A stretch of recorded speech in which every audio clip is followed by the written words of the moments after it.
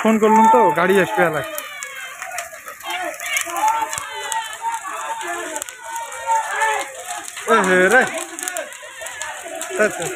রে কেমন করে লাগলো? আরে মনে তার আছে মধ্যে আরে আমরা আজকে দোষী তাদের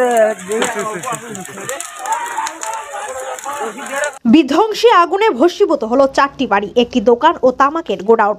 মঙ্গলবার গভীর রাতে এ ঘটনা ঘটে দিনহাটায় 1 নম্বর ব্লকের ওকরাবাড়ির দিঘলটারি এলাকায়। এলাকার বাসিন্দা ছাড়াও দমকলের 4টি ইঞ্জিনের প্রায় ঘন্টা 2-এর প্রচেষ্টায় আগুন নিয়ন্ত্রণে আসে। অগ্নিকাণ্ডের সময় একটি গ্যাস সিলিন্ডার বিস্ফোরণের ঘটনা ঘটে। এছাড়াও পুড়ে গিয়েছে ঘরের আসবাবপত্র, টাকা পয়সা ছাড়াও দরকারি কাগজপত্র। পুড়ে গিয়েছে একটি টোটো রিক্সা। আগুনে বিদ্যুতের হাই ভোল্টের তার ছিঁড়ে যাওয়ায় প্রথমে সাধারণ মানুষ কাছে যেতে পারেনি। ক্ষতির পরিমাণ কয়েক কোটি টাকা ছাড়িয়ে যাবে বলে অনুমান। বিদ্যুতের শর্ট সার্কিট থেকে এই আগুন লাগতে পারে বলে দমকল কর্মীদের অনুমান। আগুন লাগার খবর পেয়ে এলাকার বিধায়ক জগদীশ চন্দ্র বর্মা বসুনিয়া ঘটনাস্থলে ছুটে যান এবং ক্ষতিগ্রস্তদের পাশে থাকার আশ্বাস দিয়েছেন। ঘটনার বিবরণে জানা গিয়েছে, এদিন গভীর রাতে ওকরাবাড়ি দিঘলটারি এলাকার একটি বাড়িতে আগুনের লেলিহান শিখা দেখতে পান পথ চলতি কিছু মানুষ। তাদের চিৎকারে আশেপাশের লোকজন ছুটে আসে। ঘর থেকে বেরিয়ে আসেন বাড়ির লোকজন।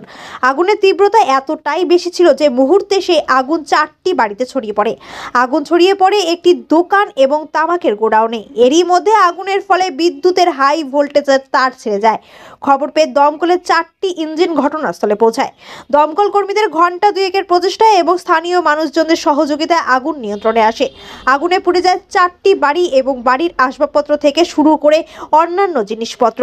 পুড়ে যায় একটি দোকান এবং তামাক সহ তামাকের গোডাউন। বিস্ফোরণ হয় একটি গ্যাস সিলিন্ডার। পুড়ে গিয়েছে একটি টোটো রিক্সা। আগুনে ক্ষতির পরিমাণ কত তা খতিয়ে দেখছে দমকল কর্মীরা। তবে কয়েক কোটি টাকা ক্ষতিগ্রস্ত হতে পারে বলে অনুমান। বিদ্যুতের শর্ট সার্কিট থেকে এই অগ্নিকাণ্ডের ঘটনা ঘটতে পারে বলে দমকল কর্মীদের ধারণা। এদিকে ঘটনার খবর পেয়ে সিতাইয়ের বিধায়ক জগদীশ চন্দ্র বর্মা বসুনিয়া বুধবার সকালে ঘটনাস্থলে যান। তিনি ক্ষতিগ্রস্ত মানুষের পাশে থাকার আশ্বাস দেন। তিনি বলেন, ক্ষতিগ্রস্ত পরিবারের পাশে আমরা রয়েছি। সমস্যাটি নিয়ে উত্তরবঙ্গ উন্নয়ন মন্ত্রী উদয়ন গুহের সঙ্গে কথা বলবো। এছাড়া সরকারি আধিকারিকদের সঙ্গে কথা বলে যদি কিছু করা যায়।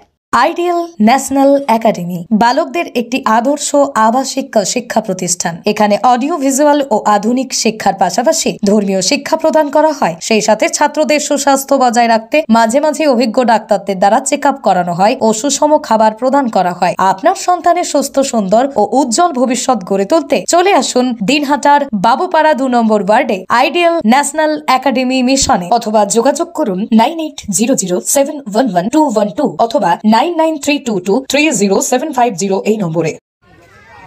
মানে দোকানে ওইদিকে আগুন লাগছে, আমি তো জানি না, ঘুমাইছিলাম। তারপরে সবাই ডাকছে, ডাকার পরে দেখি আগুন পুড়ে আসে গেছে। পরে ফট করে বাড়ি এসে কখন আগুনটা লাগছে? রাত 2টার সময়, 1:30-2টার সময়। কি কখন লাগছে, কিভাবে লাগছে কিছু জানেন না?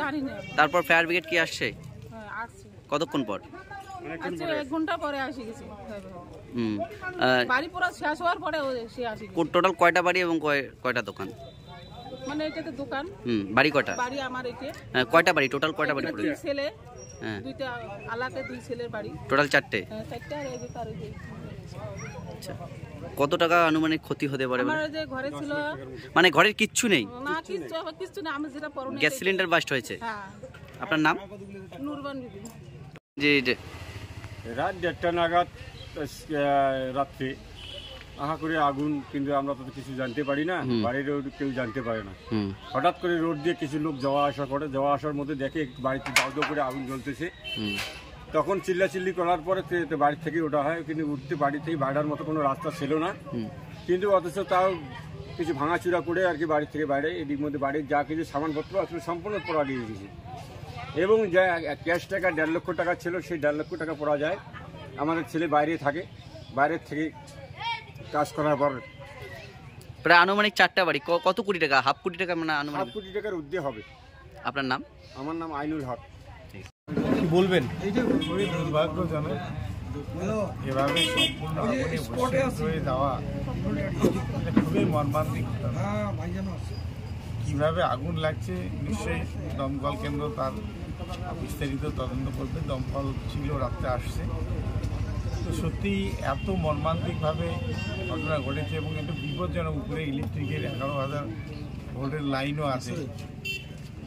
তো ব্যাপারটা খুবই দুঃখজনক।